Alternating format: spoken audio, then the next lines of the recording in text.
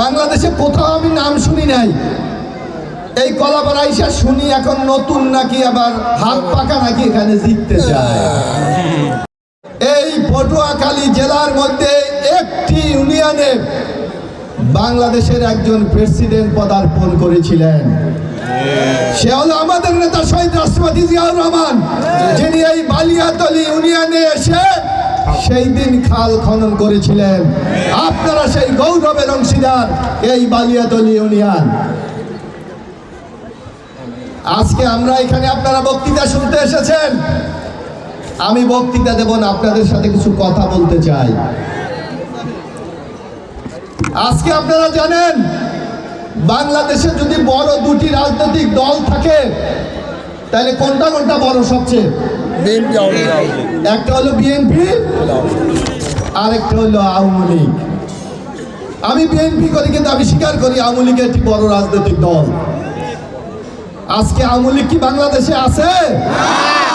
কারণ গত 5ই আগস্ট ছাত্র জনতার অভ্যুত্থানের মাধ্যমে শেখ হাসিনা সেই বাঁচার জন্য, জীবন বাঁচানোর জন্য বাংলাদেশ থেকে পালিয়ে গিয়ে ভারতে আশ্রয় নিয়েছে। এবং আগামী যে নির্বাচন হবে সেই নির্বাচনে আওয়ামী লীগ অংশগ্রহণ করতে পারবে না, কারণ তাদেরকে ব্যান করে দেওয়া হয়েছে, তাদের রাজনৈতিক কার্যক্রম স্থগিত করে দেওয়া হয়েছে। তাইলে সম্মানিত উপস্থিতি, যদি বিএনপি আওয়ামী লীগ না থাকে তাইলে বাংলাদেশের সবচেয়ে বড় রাজনৈতিক দল কোনটা? কি এটা বিশ্বাস করেন?